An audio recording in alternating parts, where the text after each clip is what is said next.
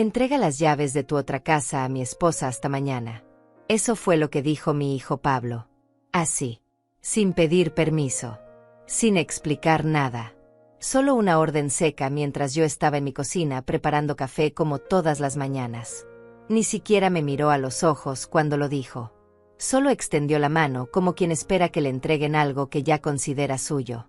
Mi nombre es Carmelinda Rosales y en ese momento, parada frente a mi propio hijo, sentí que el piso desaparecía bajo mis pies. Tu otra casa. Así la llamó.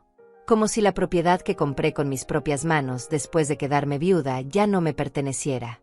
Como si la casa en la playa que alquilo por $3,000 cada mes fuera apenas un detalle del que él podía disponer cuando quisiera. Yo todavía sostenía la taza de café entre mis manos cuando intenté hablar. Intenté decir algo, cualquier cosa.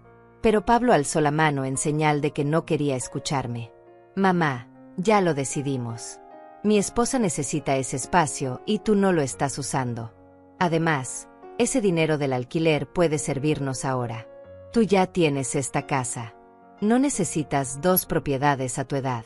A tu edad. Como si tener 65 años me convirtiera en alguien que ya no tiene derecho a decidir sobre lo que es suyo. Como si mi vida ya hubiera terminado y todo lo que hice, todo lo que construí, ahora debiera pasar automáticamente a sus manos. Traté de explicarle. Traté de decirle que esa casa es mi fuente de ingresos. Que de esos $3,000 mensuales pago mis medicinas, mis cuentas, mi comida.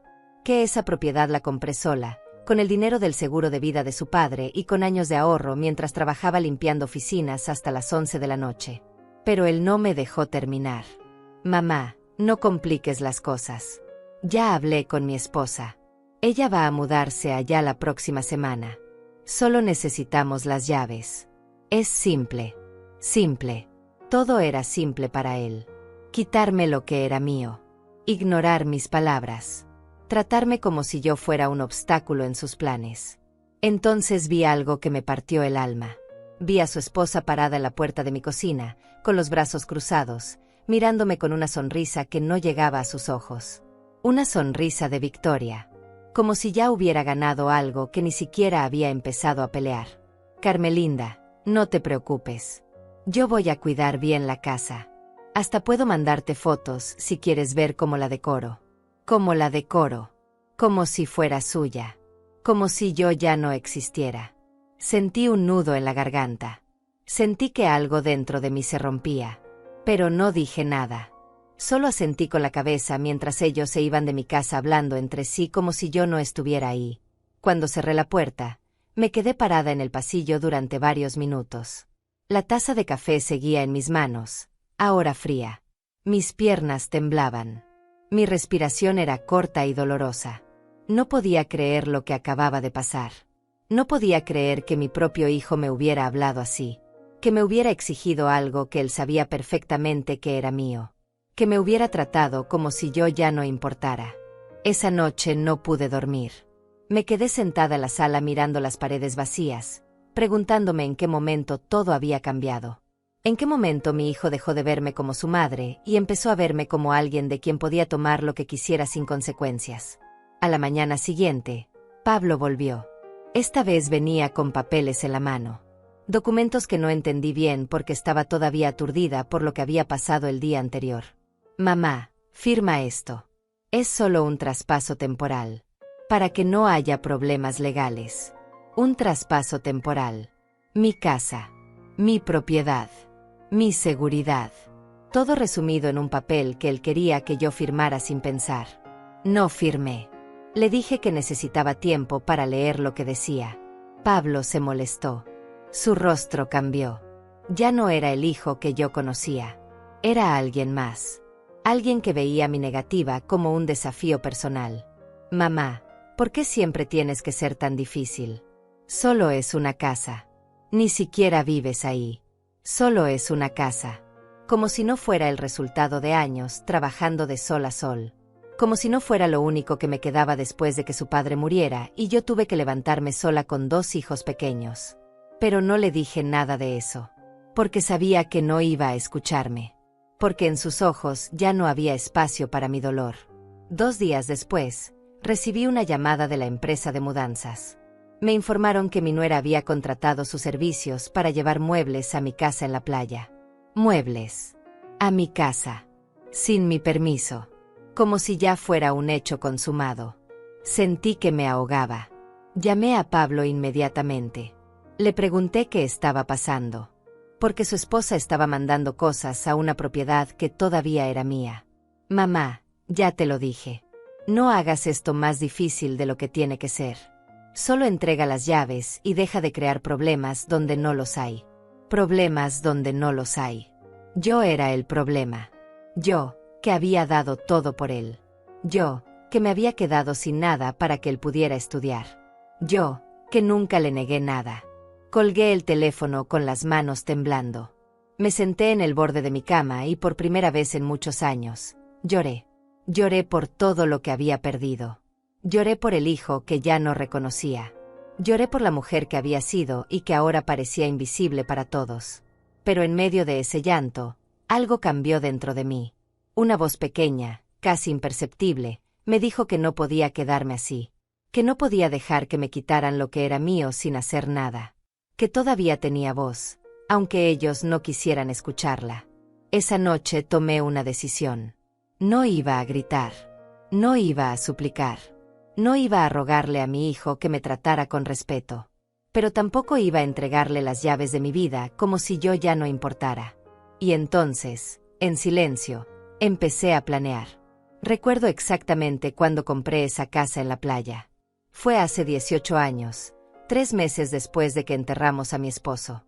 Yo tenía 47 años y de repente me encontré completamente sola con 2 hijos adolescentes y un futuro que parecía imposible de sostener. Mi esposo no dejó mucho. Un seguro de vida modesto, algunos ahorros que apenas alcanzaban para cubrir los gastos del funeral y las deudas que teníamos pendientes. Yo trabajaba limpiando oficinas en el centro de la ciudad. Salía de casa a las 5 de la tarde y regresaba cerca de la medianoche. Mis manos siempre olían a cloro y desinfectante. Mis rodillas dolían de tanto arrodillarme en pisos fríos. Pero nunca me quejé, porque tenía una razón para seguir adelante. Mis hijos. Pablo y su hermana menor. Ellos eran mi motor. Mi único propósito. Cada dólar que ganaba era para ellos. Para su comida, su ropa, su educación.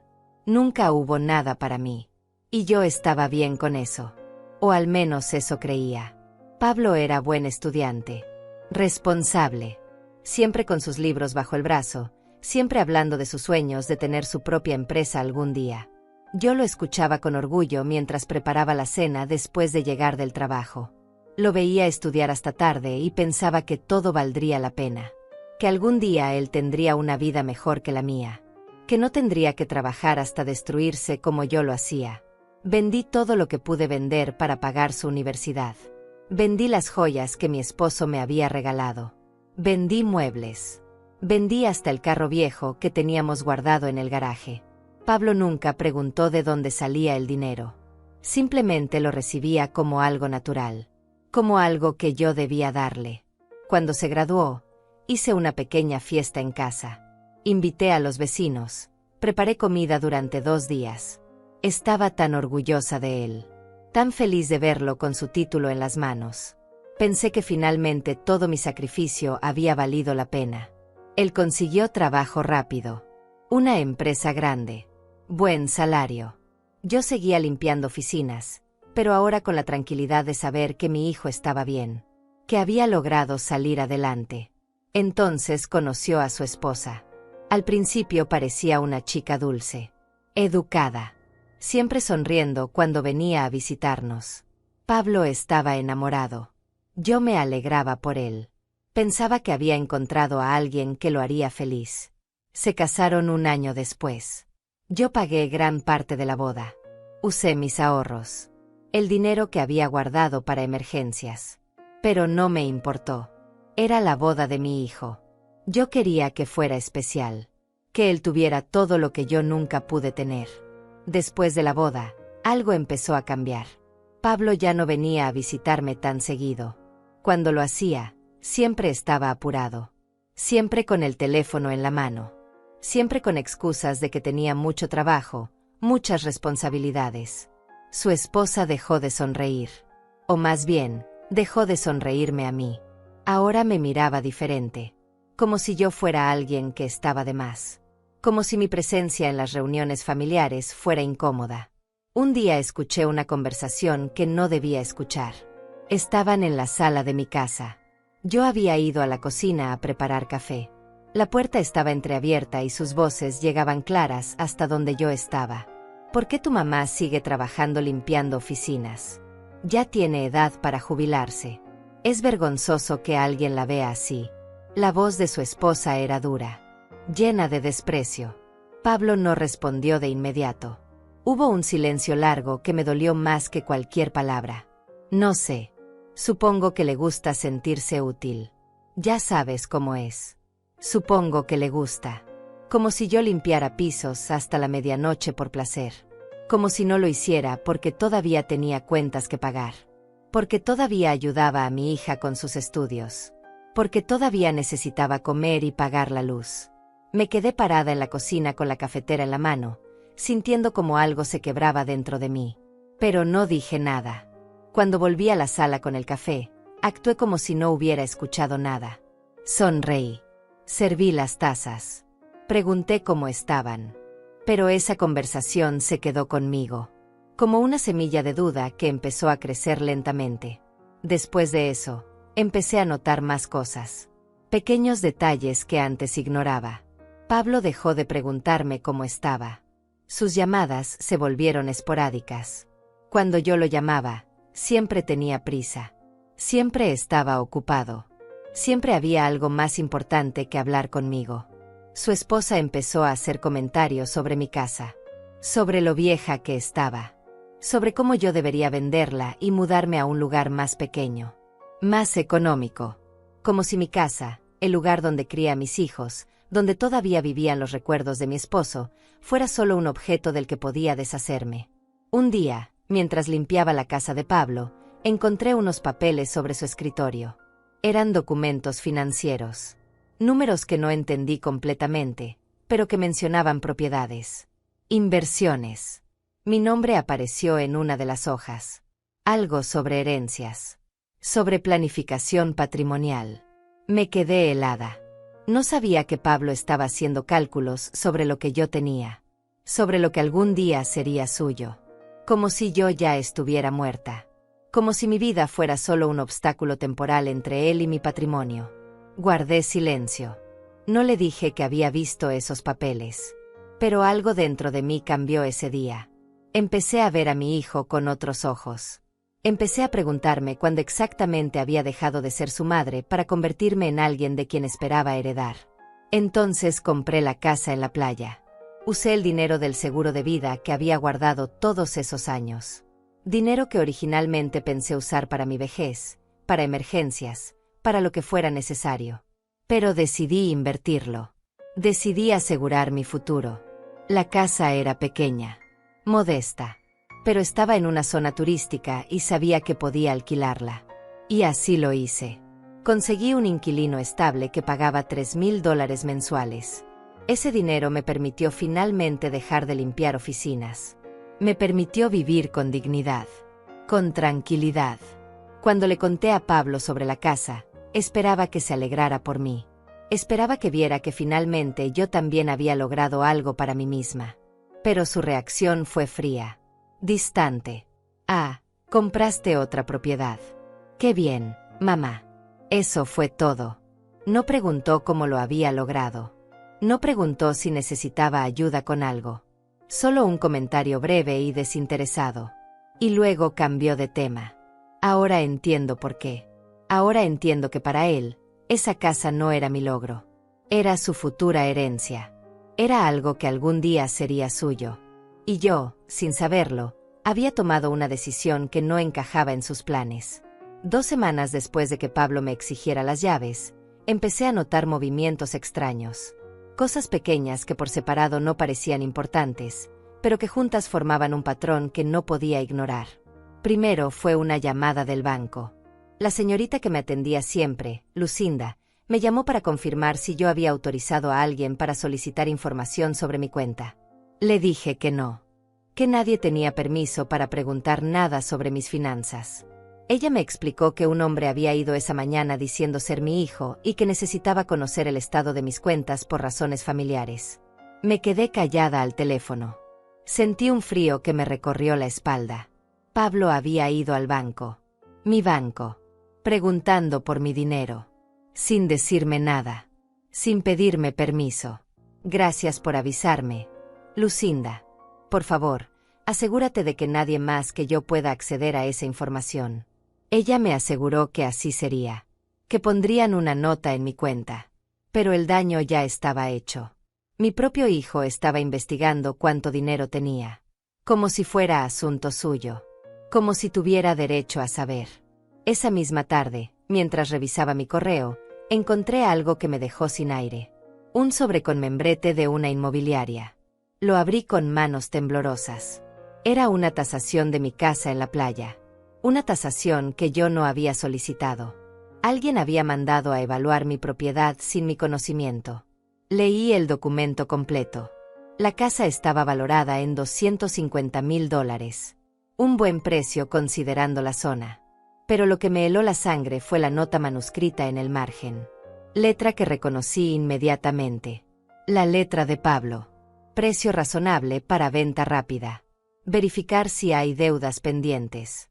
Venta rápida. Mi casa. La casa que compré con mi esfuerzo. La casa que me daba $3,000 mensuales y me permitía vivir con dignidad. Pablo estaba planeando venderla. Sin decirme nada. Sin consultarme. Como si ya fuera dueño de algo que todavía era completamente mío. Me senté en el sofá con el papel en las manos. Las lágrimas querían salir, pero las contuve. No iba a llorar. Ya no. Había llorado suficiente. Ahora necesitaba pensar. Necesitaba entender qué estaba pasando realmente. Esa noche no dormí. Me quedé despierta tratando de recordar cada conversación reciente con Pablo. Cada visita. Cada comentario que había hecho sobre mi edad, sobre mis propiedades, sobre mi futuro. Y entonces empecé a ver el panorama completo. No era solo la casa en la playa. Era todo. Pablo estaba esperando que yo muriera para heredar. Pero aparentemente, esperar no era suficiente. Él quería tener acceso a todo ahora. Quería controlar mis bienes mientras yo todavía estaba viva. Quería que yo firmara papeles, que le diera llaves, que le cediera el control de mi vida. Al día siguiente llamé al inquilino de mi casa en la playa. Un señor mayor llamado Tomás que llevaba 3 años rentando la propiedad. Siempre pagaba a tiempo. Nunca daba problemas. Le pregunté si alguien había ido a visitarlo últimamente. Si alguien había preguntado por el contrato de alquiler. Hubo un silencio incómodo del otro lado de la línea. Señora Carmelinda, no quería preocuparla, pero hace una semana vino un hombre joven diciendo ser su hijo. Me dijo que usted estaba enferma y que él iba a hacerse cargo de la administración de la propiedad. Me pidió una copia del contrato y de los recibos de pago. Sentí que la habitación daba vueltas. Pablo había ido a hablar con mi inquilino. Le había mentido. Le había dicho que yo estaba enferma, que él iba a tomar control. ¿Le dio los documentos? Tomás suspiró. Le di una copia del contrato, sí, pero no de los recibos. Algo no me pareció correcto. Por eso no le he dicho nada hasta ahora. Quería hablar primero con usted. Le agradecí su honestidad. Le pedí que no hablara con Pablo otra vez sin mi autorización. Que si volvía, lo llamara inmediatamente. Tomás me prometió que así lo haría. Que él respetaba nuestro acuerdo y que solo seguiría órdenes mías. Cuando colgué el teléfono, me quedé sentada en silencio. Mi hijo no solo estaba planeando quitarme la casa. Ya estaba tomando medidas concretas. Ya estaba presentándose como el nuevo dueño. Ya estaba mintiendo para conseguir lo que quería. Esa tarde recibí un mensaje de su esposa. Un mensaje largo lleno de palabras dulces que sonaban completamente falsas. Suegra querida, sé que todo esto ha sido confuso. Solo queremos ayudarla. Sabemos que manejar propiedades puede ser complicado a su edad. Pablo y yo hemos pensado que podríamos encargarnos de todo por usted. Así usted puede descansar tranquila sin preocupaciones. La casa en la playa puede ser un dolor de cabeza con inquilinos y mantenimiento. Nosotros podemos vivir ahí, y usted ya no tendría que lidiar con nada de eso. Leí el mensaje 3 veces. Cada palabra estaba cuidadosamente elegida. Cada frase diseñada para hacerme sentir incapaz. Vieja. Inútil. Como si administrar una propiedad fuera algo imposible para mí. Como si yo no hubiera pasado los últimos 18 años manejándola perfectamente sola. No respondí. Guardé el teléfono y me puse a caminar por la casa. Necesitaba pensar con claridad. Necesitaba entender hasta dónde estaban dispuestos a llegar. Al día siguiente, decidí hacer algo que nunca había hecho. Fui a la casa de Pablo sin avisar. Toqué el timbre y esperé. Su esposa abrió la puerta con una expresión de sorpresa que no pudo ocultar. Carmelinda, qué sorpresa. Pablo no está. Lo sé. Vine a hablar contigo. Ella se quedó parada en la puerta como si no quisiera dejarme entrar. Pero finalmente se hizo a un lado. La seguí hasta la sala. Una sala decorada con muebles caros. Con cuadros que debieron costar una fortuna. Con todo lo que el dinero puede comprar. Me senté sin que me invitara. Ella se quedó de pie, claramente incómoda. ¿De qué quieres hablar? De mi casa. De las llaves que Pablo me pidió. De la tasación que alguien mandó hacer sin mi permiso. Su rostro cambió. La máscara de amabilidad cayó por un segundo. Vi algo en sus ojos que me confirmó todo lo que necesitaba saber. No era inocente en esto. No estaba siendo manipulada por Pablo. Ella era parte del plan. Quizás incluso era la cabeza detrás de todo. Carmelinda, no sé de qué hablas. Pablo solo quiere ayudarte. Todos sabemos que no vas a vivir para siempre. Es mejor organizar las cosas ahora que dejar todo en el caos después. No voy a vivir para siempre. Como si eso le diera derecho a tomar lo que era mío mientras todavía respiraba. Mi casa no está en caos. Mis propiedades están perfectamente organizadas. Y no necesito la ayuda de nadie. Ella se cruzó de brazos. Pablo es tu hijo. Tiene derecho a saber qué va a heredar. Tiene derecho a planear su futuro. Su futuro. No el mío. El de él. Como si mi presente no importara. Como si yo solo fuera un obstáculo entre ellos y el dinero que esperaban recibir. Me levanté del sofá. La miré directo a los ojos. Mi hijo no va a heredar nada si yo decido regalarlo todo antes de morir. Y eso es exactamente lo que voy a hacer si siguen presionándome. Era mentira. No iba a regalar nada.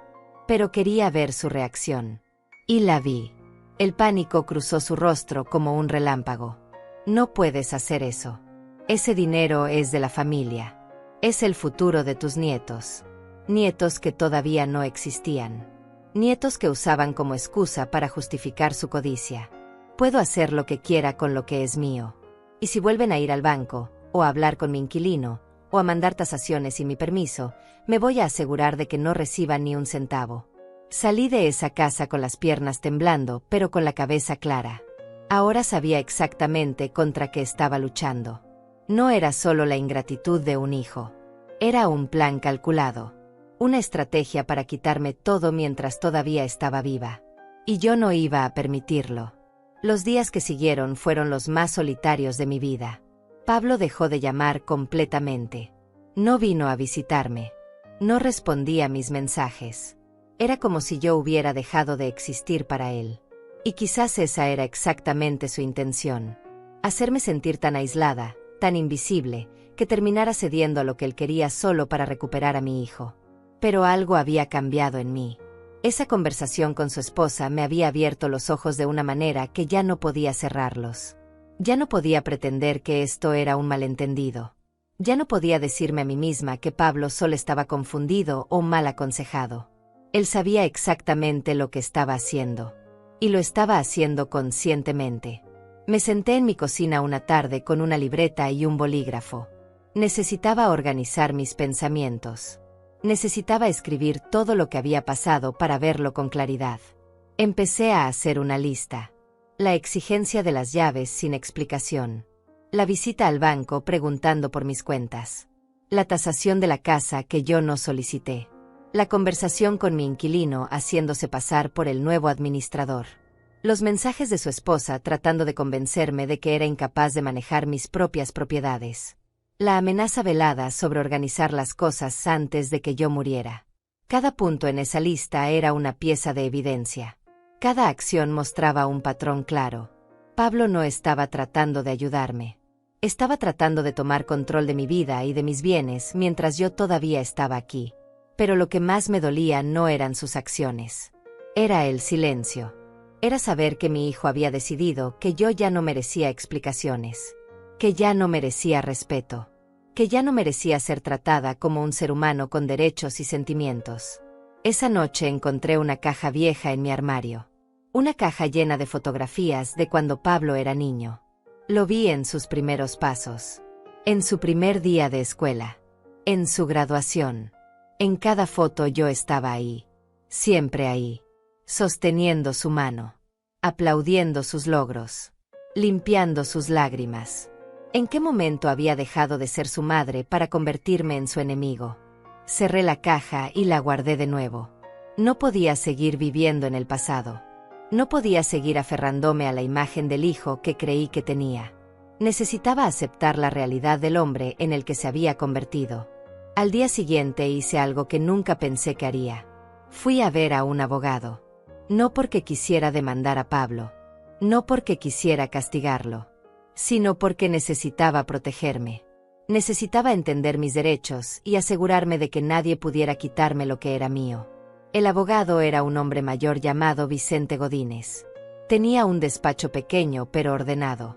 Me recibió con amabilidad y me ofreció café. Le conté todo. Cada detalle. Cada conversación. Cada documento que había encontrado.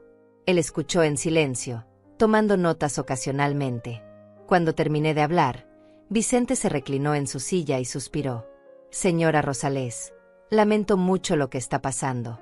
Desafortunadamente, este tipo de situaciones son más comunes de lo que la gente piensa. Hijos que no pueden esperar a que sus padres mueran para heredar. Que empiezan a presionar, a manipular, a tomar control antes de tiempo. Sus palabras me dolieron porque confirmaban lo que yo ya sabía, pero no quería aceptar. ¿Qué puedo hacer? Vicente sacó algunos documentos y empezó a explicarme. Primero, necesitaba asegurarme de que todas mis propiedades estuvieran registradas correctamente. Segundo, debía cambiar todas las contraseñas de mis cuentas bancarias y asegurarme de que nadie más tuviera acceso. Tercero, podía hacer un testamento claro y específico que estableciera exactamente qué pasaría con mis bienes cuando yo muriera. Y cuarto, si Pablo continuaba acosándome o tratando de tomar control de mis propiedades y mi permiso, podía tomar medidas legales. ¿Medidas legales contra mi propio hijo? La pregunta salió de mi boca con un dolor que no pude ocultar. Vicente me miró con comprensión. Solo si es necesario. Solo si él no deja de presionarla. Pero espero que no llegue a eso. A veces, saber que usted está protegida legalmente es suficiente para que la otra persona entienda que no puede seguir actuando así. Salí de ese despacho con una carpeta llena de documentos y una lista de cosas que tenía que hacer. Pero también salí con algo más. Salí con la certeza de que no estaba sola. De que había personas que podían ayudarme. De que no tenía que enfrentar esto completamente desprotegida. Durante los siguientes días, empecé a juntar evidencia. Guardé todos los mensajes de Pablo y su esposa. Imprimí los correos. Hice copias de la tasación que habían mandado hacer. Pedí al banco un reporte de quien había intentado acceder a mi información. Hablé con Tomás y le pedí que escribiera una declaración sobre la visita de Pablo y lo que le había dicho. Cada documento, cada mensaje, cada prueba era una pieza más del rompecabezas. Y el cuadro que estaba emergiendo era devastador. Mostraba a un hijo que había estado planeando esto durante meses. Quizás años. Un hijo que me veía solo como una fuente de dinero. Como un obstáculo que necesitaba ser removido o controlado. Una tarde, mientras organizaba todos estos papeles en mi mesa, sonó el timbre. Fui a abrir esperando ver al cartero o a algún vecino. Pero era Pablo. Estaba parado en mi puerta con una expresión seria. Detrás de él estaba su esposa, con los brazos cruzados. Mamá, necesitamos hablar. Su tono era frío. autoritario, como un padre hablando con un niño desobediente, no como un hijo hablando con su madre. Los dejé pasar. Nos sentamos en la sala. El silencio era pesado, incómodo. Finalmente Pablo habló. Me dijeron que fuiste a ver a un abogado, que estás haciendo un testamento, que estás cambiando tus documentos. ¿Y eso te molesta? Mi voz salió más tranquila de lo que esperaba. Pablo se inclinó hacia adelante. Me molesta que no confíes en mí, que pienses que te quiero hacer daño. Soy tu hijo, mamá. Todo lo que quiero es ayudarte. Entonces dime, Pablo, dime por qué fuiste al banco a preguntar por mis cuentas sin decirme. Dime por qué mandaste tasar mi casa sin mi permiso. Dime por qué le mentiste a mi inquilino diciendo que yo estaba enferma. El rostro de Pablo se puso rígido.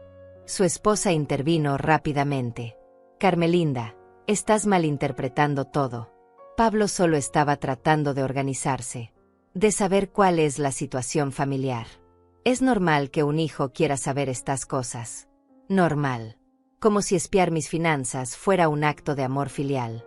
Lo que es normal es que yo, mientras esté viva y en pleno uso de mis facultades, tenga control total sobre lo que es mío. Y no necesito que nadie me organice nada. Pablo se levantó bruscamente. ¿Sabes qué, mamá? Haz lo que quieras. Guarda tu dinero. Guarda tus casas. Vive sola y amargada. Pero no vengas a buscarme cuando estés vieja y enferma y no tengas a nadie que te cuide. Sus palabras fueron como un golpe en el estómago. Pero no dejé que él lo viera. Me quedé sentada, con las manos sobre mi regazo, mirándolo directamente. Si cuidarme significa tener acceso a mi dinero, entonces prefiero estar sola. Pablo salió de mi casa dando un portazo. Su esposa me lanzó una última mirada llena de veneno antes de seguirlo. Cuando se fueron, me quedé sentada en esa sala vacía, con el eco de sus palabras todavía resonando en mis oídos. Pero esta vez no lloré. Esta vez no sentí que el mundo se derrumbaba. Porque ahora tenía claridad. Ahora sabía exactamente quién era mi hijo. Y ahora sabía exactamente lo que tenía que hacer. A la mañana siguiente desperté con una sensación extraña. No era paz, pero tampoco era el dolor agudo que había sentido durante semanas. Era determinación. Una certeza fría y clara de que necesitaba actuar con inteligencia. No con emoción. No con rabia. Sino con estrategia. Desayuné tranquila. Me vestí con cuidado. Y salí de casa con mi carpeta de documentos bajo el brazo. Tenía una lista mental de lugares que necesitaba visitar. Personas con las que necesitaba hablar. Pasos que necesitaba dar para proteger lo que era mío. Mi primera parada fue el banco. Pedí hablar con el gerente, no solo con Lucinda en la ventanilla. Necesitaba asegurarme de que mi cuenta estuviera completamente protegida. El gerente, un señor llamado Matías López, me recibió en su oficina. Le expliqué la situación sin dramatismo, sin lágrimas, solo los hechos. Mi hijo había intentado acceder a mi información. Necesitaba garantías de que nadie, absolutamente nadie, pudiera hacer movimientos en mi cuenta sin mi presencia física y mi identificación. Matías asintió con seriedad. Me hizo firmar nuevos documentos. Cambió todas las claves de seguridad. Puso alertas en mi cuenta para cualquier actividad inusual. Me entregó un nuevo número de teléfono directo al que podía llamar si notaba algo extraño. También le pedí un estado de cuenta completo de los últimos 5 años. Quería revisar cada depósito, cada retiro, cada movimiento. Necesitaba asegurarme de que Pablo no hubiera hecho nada sin mi conocimiento en el pasado. Cuando salí del banco, me sentí más segura. Era un paso pequeño, pero importante. Mi dinero estaba protegido. Nadie podía tocarlo sin mi autorización. Mi siguiente parada fue el registro de la propiedad. Necesitaba confirmar que ambas casas, la que habitaba y la de la playa, estaban registradas únicamente a mi nombre. 5 propietarios. Sin beneficiarios automáticos. Sin nada que pudiera dar a Pablo acceso legal antes de mi muerte. La funcionaria que me atendió revisó los documentos durante varios minutos. Finalmente levantó la vista con una expresión tranquilizadora. Todo está en orden, señora Rosales. Ambas propiedades están registradas completamente a su nombre. No hay gravámenes, no hay deudas pendientes, no hay otros nombres en los títulos. Mientras usted esté viva, usted es la única dueña con poder de decisión. Sentí un alivio profundo. Pero entonces hice una pregunta que me había estado molestando. ¿Alguien más ha venido a solicitar información sobre estas propiedades recientemente? La funcionaria revisó su sistema. Frunció el ceño. Sí, de hecho. Hace 2 semanas vino un hombre preguntando sobre la propiedad de la playa. Dijo ser su hijo. Le explicamos que no podíamos dar información sin autorización escrita suya. Se molestó bastante, pero no insistió. Otra confirmación más. Pablo había estado investigando, tratando de encontrar alguna manera de acceder a lo que era mío. ¿Puedo poner una restricción? ¿Algo que impida que alguien más pregunte sobre mis propiedades? La funcionaria asintió. Me hizo llenar un formulario. Ahora cualquier solicitud de información sobre mis bienes sería rechazada automáticamente y yo recibiría una notificación inmediata. Salí de esa oficina sintiéndome más fuerte. Cada paso que daba era un muro más entre Pablo y sus planes. Cada medida de protección era un mensaje claro. No iba a ser fácil quitarme lo que había construido. Mi tercera parada fue de regreso al despacho de Vicente, mi abogado. Esta vez llevaba todos los documentos organizados. Los mensajes impresos. Las declaraciones. Las pruebas de los intentos de Pablo de acceder a mi información. Vicente revisó todo con cuidado. Tomó notas. Hizo algunas llamadas. Finalmente me miró con una expresión seria. Señora Rosales, tengo que decirle algo importante. Lo que su hijo está haciendo técnicamente podría considerarse acoso y abuso financiero hacia un adulto mayor. Si esto continúa o escala, usted tiene fundamentos legales para tomar medidas más drásticas. ¿Medidas como qué? Una orden de restricción. Una denuncia formal. Incluso podría desheredarlo completamente si así lo desea. El testamento es un documento privado que usted puede cambiar en cualquier momento. Desheredarlo. La palabra sonaba tan final, tan definitiva, tan dolorosa. Todavía no quiero llegar a eso. Pero necesito estar preparada por si las cosas empeoran. Vicente entendió.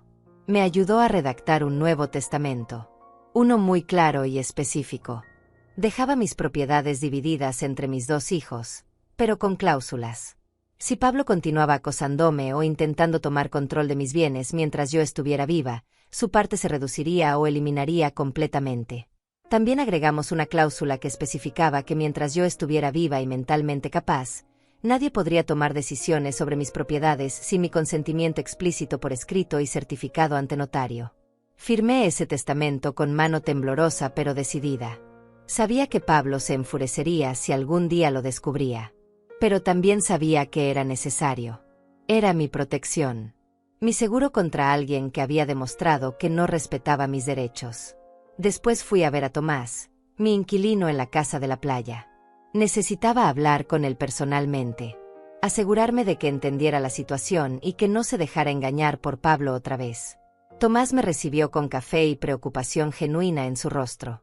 Le expliqué todo. Le mostré documentos que probaban que yo era la única dueña. Le di mi nuevo número de teléfono directo y le pedí que me llamara inmediatamente si Pablo o su esposa aparecían otra vez. Señora Carmelinda, quiero que sepa que yo respeto nuestro contrato. Usted ha sido una excelente propietaria. Siempre justa, siempre accesible. Si su hijo vuelve, no le abriré la puerta. Y si insiste, llamaré a las autoridades. Su lealtad me conmovió. En medio de toda esta traición familiar, había un extraño que me trataba con más respeto que mi propio hijo. También aproveché para renovar nuestro contrato de alquiler. Lo extendí por 3 años más. Y agregué una cláusula que especificaba que el contrato no podía ser cancelado o modificado excepto por acuerdo mutuo entre Tomás y yo. Nadie más. Ni siquiera un familiar mío podría sacarlo de ahí sin mi firma. Cuando regresé a casa esa tarde, estaba físicamente exhausta. Había caminado por toda la ciudad. Había firmado decenas de documentos. Había hablado con tantas personas que mi voz estaba ronca. Pero mentalmente me sentía más despierta que nunca. Por primera vez en semanas, sentía que tenía control sobre mi situación. No era una víctima esperando a que Pablo decidiera qué hacer conmigo. Era una mujer que estaba protegiendo activamente lo que le pertenecía.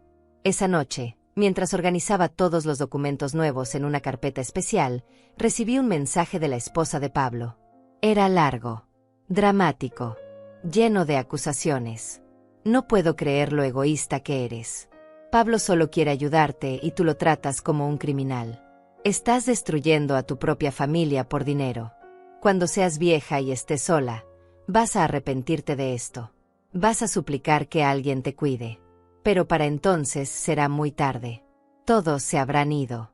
Y te lo habrás merecido. Leí el mensaje 2 veces.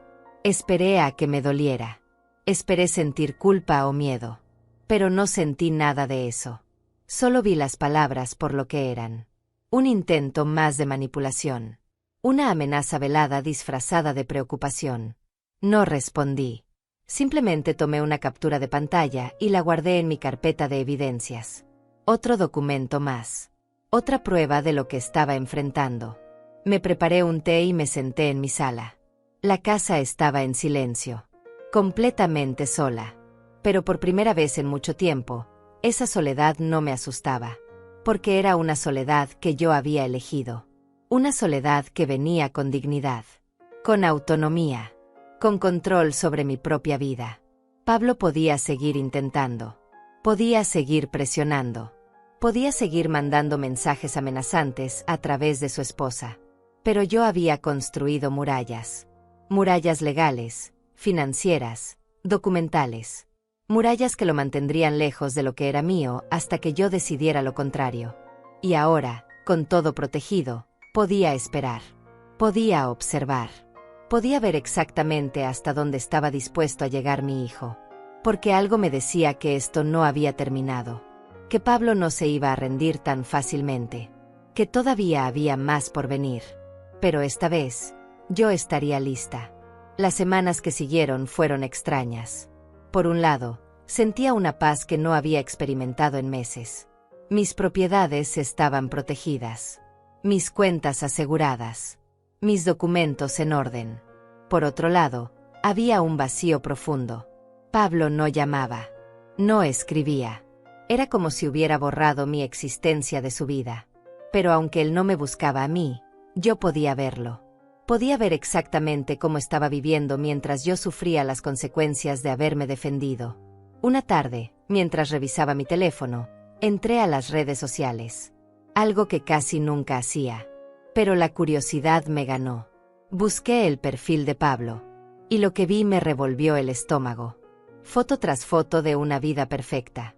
Pablo y su esposa en restaurantes caros. Brindando con copas de vino que probablemente costaban más de lo que yo gastaba en comida durante una semana. Viajes a la playa. Hoteles lujosos. Ropa de marca. Todo exhibido con orgullo. Con sonrisas brillantes que parecían decir que la vida les iba de maravilla. Había una foto particularmente dolorosa. Era de ellos dos frente a una casa hermosa. No era mi casa de la playa, pero era similar. La descripción decía: buscando nuestra próxima inversión. El futuro se ve prometedor. Nuestra próxima inversión. Mi casa. Eso era lo que planeaban. Por eso me habían presionado tanto. Por eso habían tratado de quitarme las llaves. Querían mi propiedad para su proyecto de vida perfecta que exhibían en Internet. Seguí bajando por su perfil. Encontré una publicación de hacía una semana. Una frase motivacional escrita sobre una imagen del atardecer. A veces tienes que alejarte de la negatividad para encontrar tu paz. No todos van a entender tu camino. Y está bien. La negatividad. Yo era la negatividad. La madre que lo había criado sola. La mujer que había vendido todo para pagar su educación. Yo era el obstáculo del que había decidido alejarse para encontrar su paz. Los comentarios bajo la publicación eran peores. Amigos felicitándolo por su madurez. Por su valentía. Por saber poner límites saludables. Nadie sabía la verdad. Nadie sabía que esos límites saludables significaban abandonar a su madre porque ella se había negado a regalarle su patrimonio. Su esposa también publicaba constantemente fotos de sus uñas recién hechas. de su cabello en el salón, de bolsas de compras de tiendas caras. Y entre toda esa exhibición de lujo, había publicado algo que me heló la sangre. Aprendiendo a soltar lo que no me suma. La familia no siempre es la gente que comparte tu sangre. A veces es la que eliges. La que te apoya en tus sueños en lugar de ponerte obstáculos. Obstáculos. Yo era un obstáculo para sus sueños. Por negarme a ser despojada de lo que me pertenecía, me había convertido en la villana de su historia. Cerré la aplicación con las manos temblorosas. Me preparé un té y me senté en mi cocina tratando de procesar lo que acababa de ver. Mientras yo pasaba noches sin dormir, preguntándome qué había hecho mal como madre, ellos estaban de vacaciones.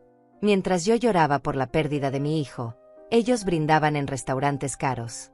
Mientras yo me protegía legalmente de sus intentos de robo, ellos se presentaban en redes sociales como víctimas de una madre tóxica.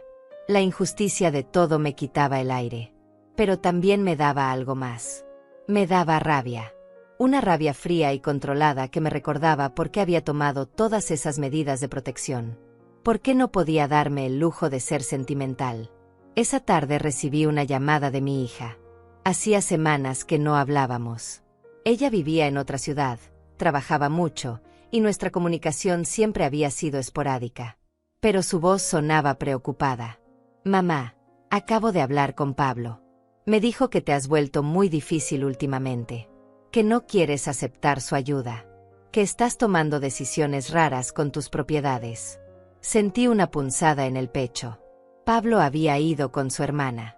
Estaba tratando de ponerla de su lado. De hacerme ver como la villana frente a toda la familia. Hija, déjame contarte exactamente qué ha pasado. Y le conté todo. Cada detalle. Las exigencias. Las mentiras. Los intentos de acceder a mis cuentas bancarias. La tasación secreta. Las visitas a mi inquilino haciéndose pasar por el nuevo dueño. Todo. Hubo un silencio largo del otro lado de la línea. Finalmente, mi hija habló con voz suave. Mamá, no sabía nada de esto. Pablo me dijo que solo querías estar sola. Que rechazabas cualquier intento de ayuda. No mencionó nada sobre las llaves o el banco o la casa. Por supuesto que no lo mencionó. Porque entonces tendría que admitir lo que realmente estaba haciendo. Mi hija suspiró. No sé qué decir. Es mi hermano. Pero lo que me cuentas suena muy mal. Muy preocupante. No te estoy pidiendo que tomes bandos. Solo necesitaba que supieras la verdad. Porque estoy segura de que él va a seguir contando su versión de la historia. Ella me prometió que hablaría con Pablo. Que trataría de entender qué estaba pasando realmente. Pero cuando colgamos, no me sentí aliviada. Sentí que Pablo estaba construyendo una narrativa. Una historia en la que él era el hijo preocupado y yo era la madre difícil e irracional. Y esa historia la estaba compartiendo con todos los que conocíamos. Días después, una vecina me detuvo en la calle. Una señora mayor con quien siempre había sido amable. Me miró con una expresión extraña. Algo entre lástima y juicio. Carmelinda, escuché que has tenido problemas con Pablo. Qué pena. Los hijos siempre quieren lo mejor para uno. A veces nosotras las madres no sabemos cuándo es momento de soltar el control. Me quedé paralizada. ¿Cómo sabía ella sobre mis problemas con Pablo? ¿Qué le habían dicho? Intenté explicarle que no era así. Que no se trataba de control, sino de proteger lo que era mío. Pero vi en sus ojos que ya había tomado una decisión sobre quién tenía la razón. Pablo, el hijo exitoso y educado, o yo, la madre vieja y terca. Esa noche me di cuenta de algo aterrador. Pablo no solo me había abandonado. Me estaba aislando. Estaba contando una versión distorsionada de los hechos a todos los que conocíamos. Estaba construyendo una imagen de mí como alguien difícil, irracional, imposible de ayudar. Y la gente le creía. Porque él era joven, exitoso, convincente. Y yo era solo una mujer mayor tratando de defender su verdad. Volví a revisar sus redes sociales. Había publicado algo nuevo. Una foto de él con su esposa, abrazados, mirando hacia el horizonte. La descripción decía: cuando te encuentras con muros, construyes puentes. Cuando te cierran puertas, abres ventanas. agradecido por la familia que elegí y por el futuro que estamos construyendo juntos. Los comentarios estaban llenos de apoyo. De gente que no sabía nada, pero que asumía que Pablo estaba superando algún obstáculo noble, que estaba siendo valiente, que estaba haciendo lo correcto. Y entonces vi un comentario de alguien que conocía, una prima lejana.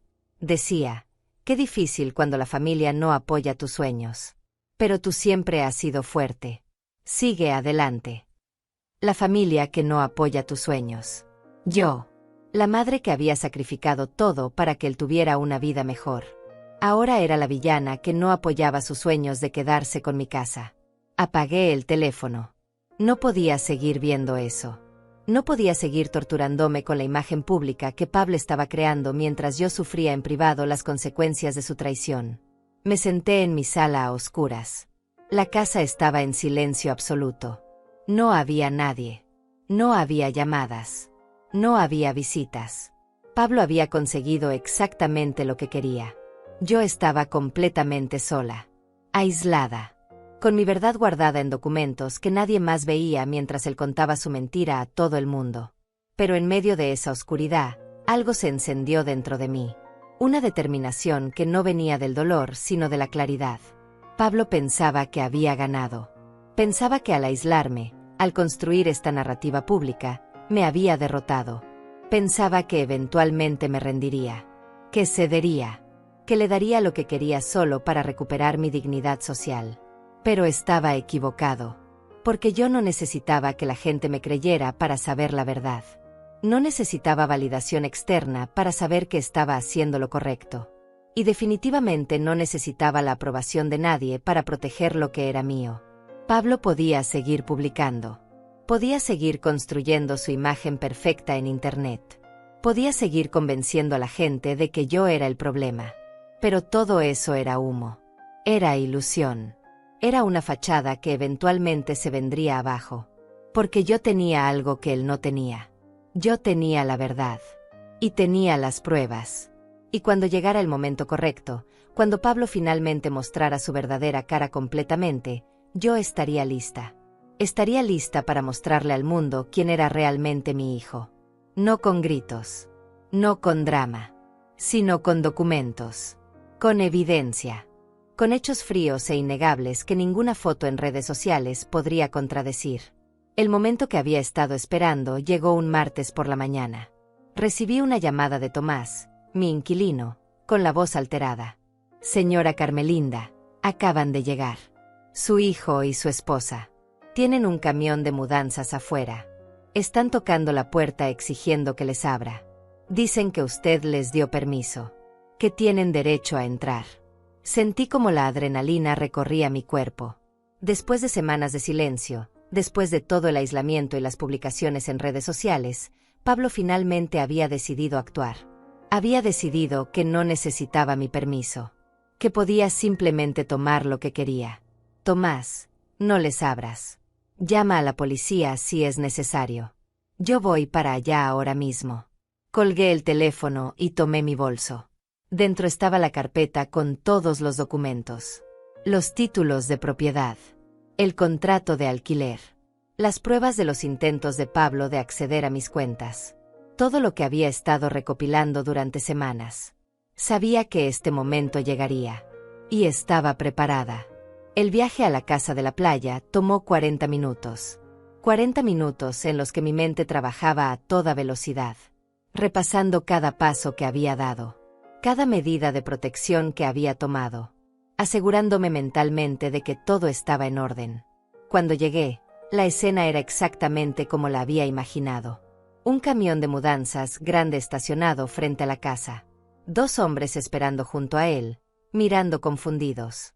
Y Pablo con su esposa parados en la puerta, tocando insistentemente, gritándole a Tomás que abriera. Me bajé del taxi con calma. Caminé hacia ellos con pasos lentos y deliberados.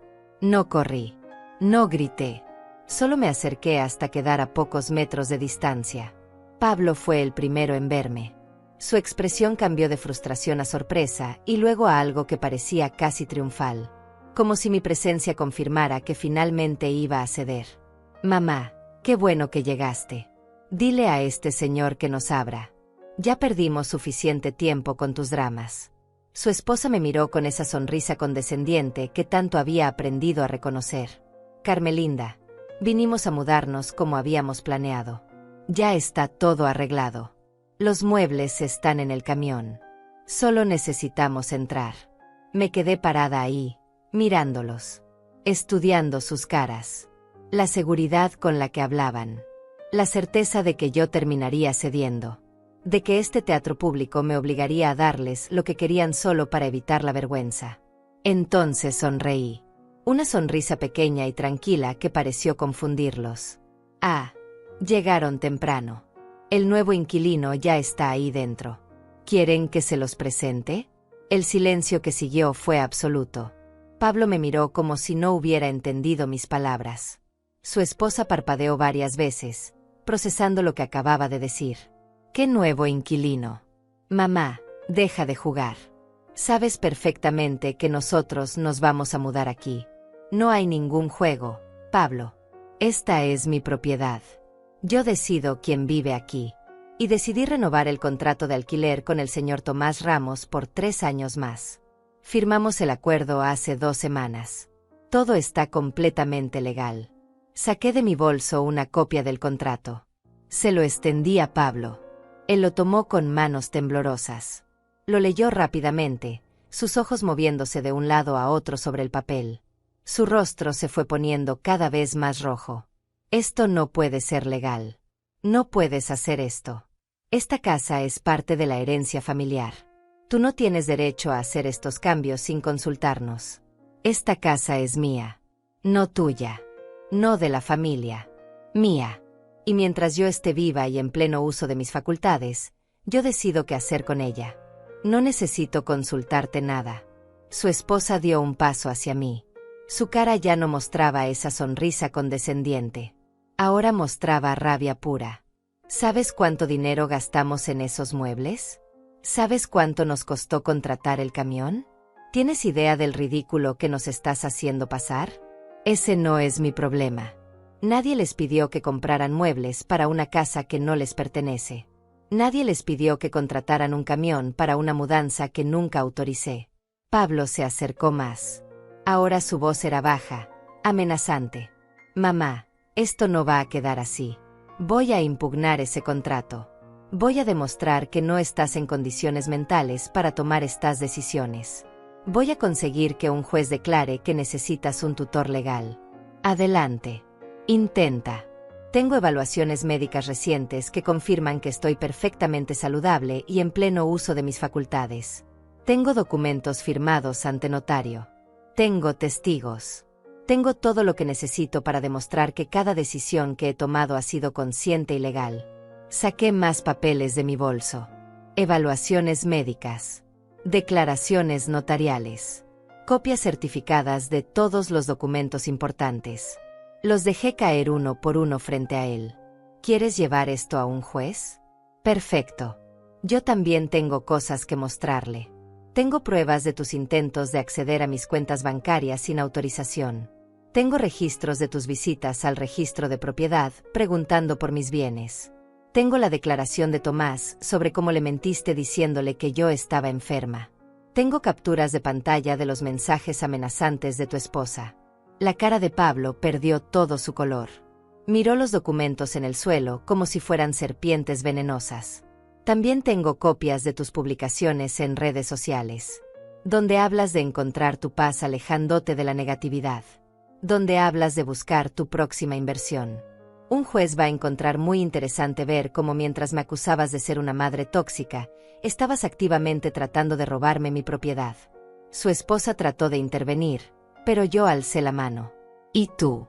Tengo cada mensaje que me enviaste, cada amenaza velada, cada insulto disfrazado de preocupación. Todo está documentado. Todo está guardado. Todo puede ser presentado ante un juez si ustedes deciden seguir con esto. Los dos se quedaron en silencio.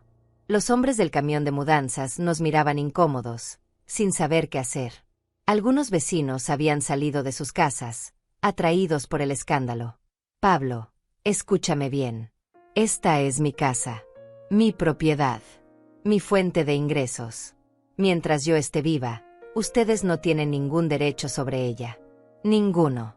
Y si siguen acosándome, si siguen intentando manipularme o amenazarme, no solo los voy a desheredar completamente. Voy a presentar una demanda formal por acoso y abuso financiero hacia un adulto mayor. La voz me salió firme, clara, sin un rastro de la mujer que había llorado en su cocina semanas atrás, sin un rastro de la madre que había suplicado ser escuchada. Ahora era otra persona, alguien que había aprendido que la bondad sin límites se convertía en debilidad, que el amor sin respeto se convertía en explotación. Pablo abrió la boca para decir algo, pero no salió ningún sonido. Su esposa lo tomó del brazo, jalándolo hacia el camión. Esto no ha terminado. Me miró con odio puro. Vamos a ver quién se queda sin nada al final. Se subieron a su carro. Les hicieron señas a los hombres del camión para que lo siguieran. Arrancaron con un chirrido de llantas, dejando una estela de polvo y frustración. Me quedé parada ahí, mirando cómo se alejaban. Mis piernas temblaban, pero no me permití caer. No todavía. No frente a los vecinos que todavía observaban.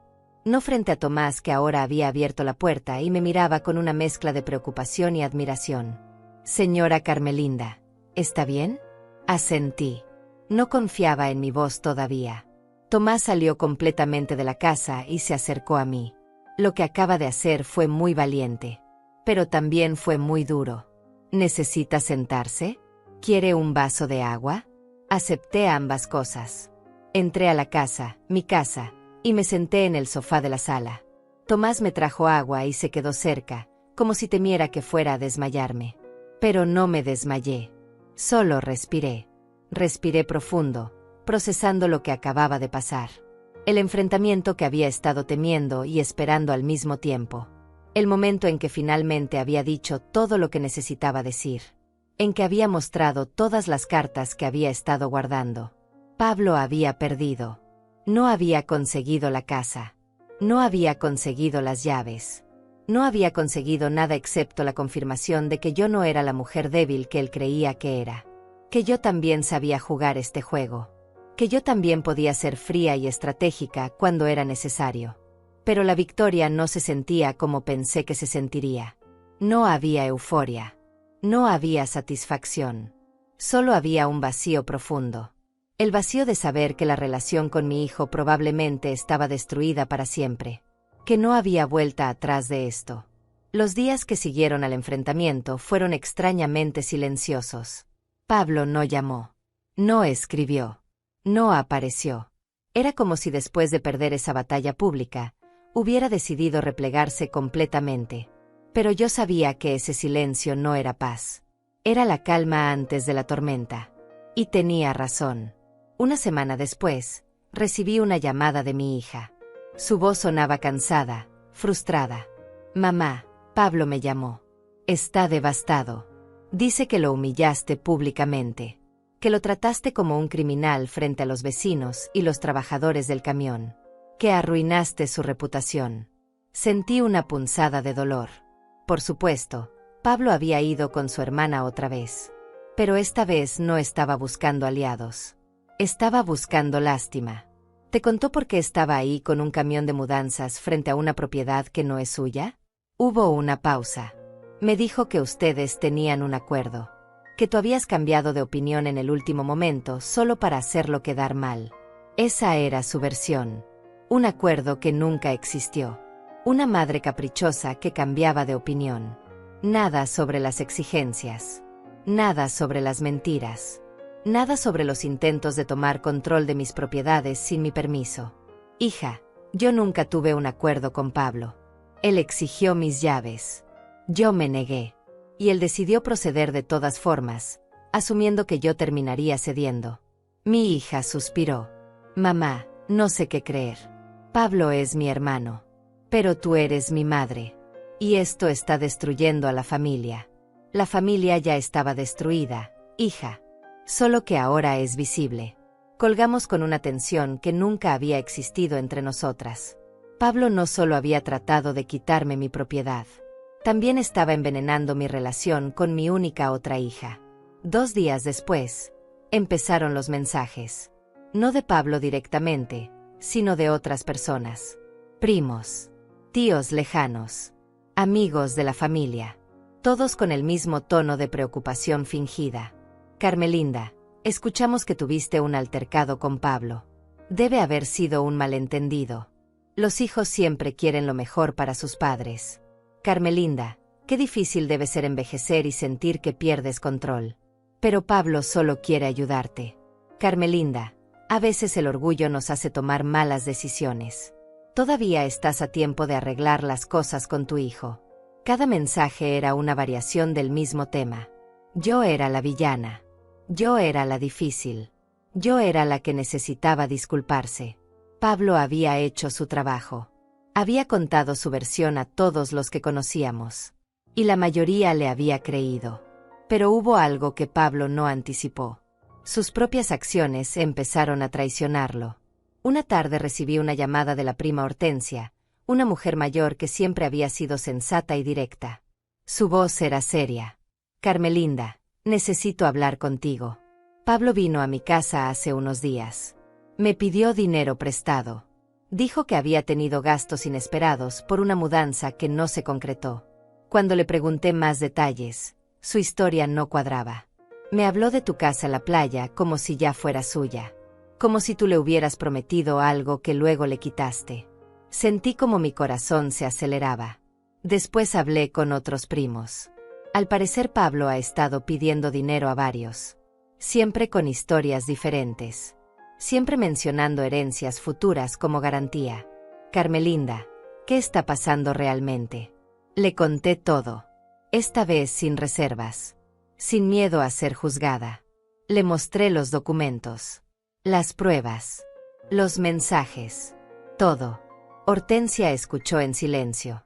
Cuando terminé, suspiró profundamente. Ese muchacho está en problemas. Problemas financieros serios. Y está contando con tu dinero para salir de ellos. Por eso la desesperación. Por eso los intentos de tomar tu propiedad. Sus palabras iluminaron algo que yo no había visto completamente. No era solo codicia. Pablo necesitaba mi dinero. Necesitaba mi casa. Y necesitaba que yo se las diera ahora porque él estaba en una situación desesperada. En los días siguientes, más verdades salieron a la luz. Un vecino me contó que el carro lujoso de Pablo era arrendado, no comprado. Otra persona mencionó que su esposa había perdido su trabajo hacía meses, pero seguían manteniendo el mismo estilo de vida costoso. Las piezas empezaron a encajar. Los viajes. Los restaurantes caros. Las compras exhibidas en redes sociales. Todo era una fachada.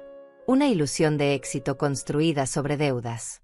Y cuando esas deudas se volvieron insostenibles, Pablo había volteado a verme. No como su madre, sino como su solución financiera. Una mañana, mientras tomaba café en mi cocina, sonó el timbre. Abrí con cautela. Era Pablo. Pero no el Pablo seguro y exigente de antes. Este Pablo tenía ojeras profundas. Ropa arrugada. Las manos le temblaban ligeramente. Mamá, necesito hablar contigo. Su voz era pequeña. Quebrada. Casi no lo reconocí. Lo dejé entrar. Nos sentamos en la sala. El silencio era pesado. Finalmente él habló. Estoy en problemas. Problemas graves. Tengo deudas. Muchas deudas. La empresa donde trabajo va a despedir gente y probablemente yo esté en la lista. Mi esposa no encuentra trabajo. Estamos atrasados en la renta. En los pagos del carro. En todo. Lo miré sin decir nada. Esperando. Pensé que si conseguía tu casa en la playa, podría venderla rápido. Pagar todo lo que debo. Empezar de nuevo. Por eso necesitaba las llaves. Por eso presioné tanto. Entonces todo esto fue por dinero. No por ayudarme. No por preocupación. Solo por dinero. Pablo bajó la cabeza. Al principio sí pensé que era lo mejor para todos. Que tú no necesitabas 2 casas. Que yo podía hacer mejor uso de esa propiedad. Pero sí, necesitaba el dinero. Lo necesito todavía. ¿Y los mensajes de tu esposa amenazándome? ¿Las mentiras que contaste sobre mí a toda la familia? ¿Ir al banco a espiar mis cuentas? ¿Todo eso también fue por desesperación? Él se frotó la cara con las manos. Me dejé llevar. Mi esposa me presionaba. Decía que tú eras egoísta, que tenías más de lo que necesitabas, que nosotros éramos jóvenes y merecíamos oportunidades. Y yo le creí, o quise creerle, porque era más fácil que aceptar que estaba arruinando mi vida con malas decisiones. Lo miré largo rato. Este hombre frente a mí era mi hijo, el niño que había criado, el joven por el que había sacrificado todo, pero también era un extraño. Alguien que había estado dispuesto a destruirme para salvar su propia imagen de éxito. Pablo, te gastas más en un mes de lo que yo gano. Tus problemas no son porque no tienes suficiente. Son porque gastas más de lo que tienes. Y pensaste que podías solucionar eso tomando lo que es mío. Lo sé ahora. Pero entonces estaba desesperado. Y cuando uno está desesperado, hace cosas terribles. ¿Y ahora qué? ¿Vienes a pedirme perdón? ¿O vienes a pedirme dinero? Él levantó la vista. Había lágrimas en sus ojos. Vengo a pedirte perdón. De verdad. No espero que me des nada. No espero que me ayudes. Solo necesitaba que supieras que me arrepiento. Que sé que te hice daño. Que te traté de una manera que no mereces. Sus palabras sonaban sinceras. Pero yo había aprendido a no confiar en las palabras. No después de todo lo que había pasado. Pablo, aprecio que hayas venido. Aprecio que reconozcas lo que hiciste. Pero el daño está hecho. La confianza está rota. Y eso no se repara con una disculpa. Él asintió, las lágrimas ahora rodando por sus mejillas. Lo entiendo. Solo quería que lo supieras. Que supieras que no eres tú. Que el problema siempre fui yo. Se levantó para irse. Cuando llegó a la puerta, se detuvo sin voltear. Por lo que vale, siempre admiré tu fuerza. Incluso cuando la usaste contra mí. Me hiciste ver que no puedo manipular o controlar a las personas solo porque las necesito. Esa fue una lección dura, pero necesaria. Se fue sin esperar respuesta. Lo vi alejarse por la ventana. Su espalda encorvada. Sus pasos lentos. Un hombre derrotado por sus propias decisiones. Y yo me quedé ahí, con sentimientos encontrados. Parte de mí quería correr tras él. Abrazarlo. Decirle que todo estaría bien. Pero la parte más sabia de mí sabía que eso sería repetir el ciclo. Que darle dinero ahora solo pospondría el problema. Que él necesitaba enfrentar las consecuencias de sus acciones. Esa noche, sola en mi casa, lloré por primera vez en semanas. No lloré por la traición. No lloré por el dolor. Lloré por lo que pudo haber sido y nunca fue. Por la relación madre-hijo que había muerto en algún punto de este proceso. Por el futuro que ya no existiría entre nosotros. Pero entre las lágrimas, también había algo más. Había alivio. El alivio de saber que había hecho lo correcto. Que había protegido lo que era mío. Que había mantenido mi dignidad incluso cuando me costó mi familia. 6 meses después de aquel último encuentro con Pablo, mi vida había encontrado un ritmo diferente. No era la vida que había imaginado cuando era joven y soñaba con una vejez rodeada de hijos y nietos agradecidos. Pero era una vida en paz. Y eso, descubrí, valía más que cualquier fantasía. Vendí la casa grande donde había criado a mis hijos. Era demasiado espacio para mí sola. Demasiados recuerdos en cada habitación. Demasiadas voces fantasma de una familia que ya no existía. Con ese dinero compré una casa pequeña en un barrio tranquilo. 2 habitaciones. Un jardín modesto. Espacio suficiente para mí y para la vida sencilla que ahora elegía vivir. La casa en la playa seguía alquilada a Tomás. Los $3,000 mensuales seguían llegando puntualmente. Ese dinero me permitía vivir con dignidad. Pagar mis cuentas. Comprar mis medicinas. Comer bien. Incluso darme algunos pequeños lujos de vez en cuando. Había convertido el jardín de mi nueva casa en un pequeño santuario. Planté rosas, jazmines, hierbas aromáticas. Cada mañana salía con mi regadera y pasaba 1 hora cuidando cada planta. Hablándoles. Viendo cómo crecían lentamente bajo mi cuidado. Había algo profundamente sanador en eso.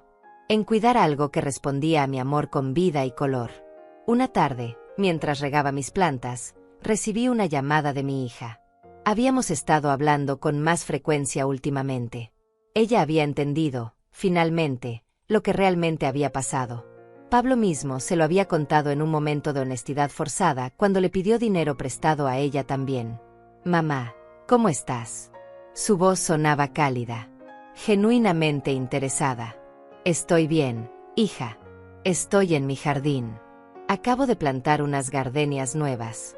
Me alegra escucharte así. Tranquila. En paz». Hablamos durante media hora. Sobre cosas simples. Sobre su trabajo. Sobre el clima. Sobre una receta que quería intentar. Cosas normales que me recordaban que no toda mi familia se había perdido. Que todavía había conexiones que valían la pena mantener. Antes de colgar, ella hizo una pausa. «Mamá, Pablo me preguntó por ti la semana pasada». Sentí como mi cuerpo se tensaba automáticamente. «Ah, sí. Quería saber cómo estabas. Si habías perdonado. Si algún día podrían volver a hablar». No respondí de inmediato. La pregunta pesaba en el aire. No sé si algún día podré perdonar completamente. No sé si algún día podré volver a confiar en él. Pero tampoco estoy llena de odio. Simplemente dejé ir la expectativa de que él fuera quien yo necesitaba que fuera. Mi hija suspiró suavemente. «Creo que eso es sabio, mamá. Creo que es lo más sano que puedes hacer». Cuando colgamos, me quedé sentada en mi jardín. El sol de la tarde caía suave sobre las plantas. Una brisa ligera movía las hojas. Todo era silencio y calma. Y me di cuenta de que estaba bien. Realmente bien. Por primera vez en años, no estaba esperando nada de nadie. No estaba viviendo para complacer a otros. No estaba sacrificándome por alguien más. Simplemente estaba siendo. Existiendo. Viviendo mi vida en mis propios términos. Esa noche preparé mi cena favorita. Algo simple, pero que me gustaba. Me senté en mi pequeña mesa con una vista al jardín y comí despacio, saboreando cada bocado. No había televisión encendida. No había ruido. Solo el sonido de los grillos afuera y mis propios pensamientos. Pensé en todo el camino que había recorrido. Desde aquella mañana terrible cuando Pablo exigió mis llaves, hasta este momento de paz en mi propia casa. Había sido un camino doloroso, lleno de traición, soledad, lágrimas. Pero también había sido un camino de descubrimiento. De encontrar una fuerza que no sabía que tenía. De aprender que el amor propio no era egoísmo sino supervivencia. A la semana siguiente, Tomás me llamó. Su voz sonaba emocionada. «Señora Carmelinda, quiero renovar el contrato por 5 años más si usted está de acuerdo. Esta casa ha sido un hogar para mí. Y usted ha sido la mejor propietaria que alguien podría pedir». Sus palabras me llenaron de calidez. Aquí estaba un extraño que me trataba con más respeto y gratitud que mi propio hijo. Que valoraba lo que yo ofrecía. Que pagaba puntualmente y cuidaba mi propiedad como si fuera suya. «Por supuesto, Tomás. Será un placer seguir siendo su propietaria». Después de colgar, pensé en la ironía. Pablo había querido quitarme esa casa para venderla rápido y salir de sus deudas. Pero yo la había mantenido. Y ahora no solo me daba seguridad financiera, sino también la satisfacción de saber que había tomado la decisión correcta. Un mes después, me encontré con Hortensia en el mercado. Ella me abrazó fuerte. «Carmelinda, te ves bien. Te ves en paz». «Lo estoy. Finalmente lo estoy». Ella bajó la voz. «Pablo sigue con problemas. Perdió su trabajo. Su esposa lo dejó. Vive en un departamento pequeño ahora. Algunos en la familia han tratado de ayudarlo, pero él sigue haciendo malas decisiones con el dinero». Sentí una punzada de tristeza. No de culpa. Solo tristeza por un hijo que nunca aprendió las lecciones importantes de la vida. Que seguía buscando soluciones fáciles en lugar de hacer el trabajo duro de cambiar realmente. Es su camino. Sus decisiones. Ya no puedo salvarlo de sí mismo. Hortensia asintió con comprensión. «Hiciste lo correcto. Protegerte no fue crueldad. Fue supervivencia». Esas palabras se quedaron conmigo. Porque había momentos, Todavía, en que la duda se colaba. Momentos en que me preguntaba si debía haberle dado el dinero. Si debía haber sido más flexible.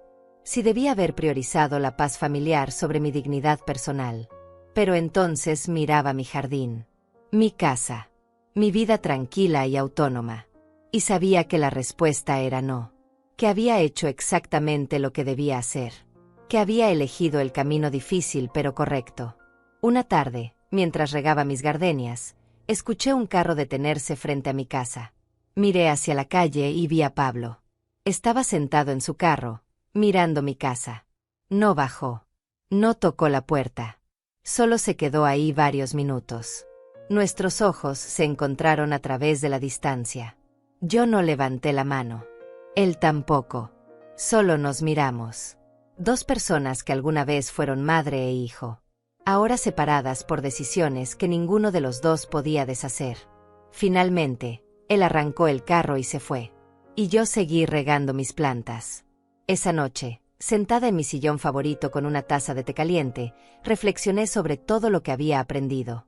Había aprendido que el amor sin límites no era amor verdadero, sino codependencia. Que decir no era egoísmo, sino autopreservación. Que estar sola no era lo mismo que estar abandonada. Que la paz venía de saber quién eras y defender eso, sin importar el costo. También había aprendido algo más profundo. Había aprendido que las madres no nacemos obligadas a sacrificarnos hasta desaparecer. Que nuestra vida no termina cuando nuestros hijos crecen. Que tenemos derecho a tener patrimonio, autonomía, dignidad. Que merecer respeto no depende de cuánto damos, sino de cuánto nos respetamos a nosotras mismas primero. Cerré los ojos y respiré profundo. El aroma del jazmín entraba por la ventana abierta. La casa estaba en silencio, pero no se sentía vacía. Se sentía llena. Llena de mi presencia. De mis decisiones. De mi paz. Y entonces, en voz baja, dije las palabras que había estado necesitando decir durante meses. Cerré la puerta, no por odio, sino por amor a mí misma. No gritó. Solo probé. Y eso dolió más que cualquier palabra que pudiera haber dicho. Esta es mi victoria, no haberme convertido en alguien que traiciona sus propios valores por mantener la ilusión de una familia. Esta es mi paz, saber que valgo más que lo que puedo dar a otros. Que mi dignidad no está en venta. Ni siquiera por amor. Me quedé sentada ahí largo rato, dejando que esas palabras se asentaran en mi corazón. Sabiendo que eran verdad. Sabiendo que había recorrido un camino oscuro, pero había salido del otro lado intacta. Herida, sí. Cambiada, absolutamente. Pero no destruida. Había sobrevivido. Y más que eso, había aprendido a vivir. No para otros, sino para mí. Y eso, en el final de todo, era la única victoria que realmente importaba.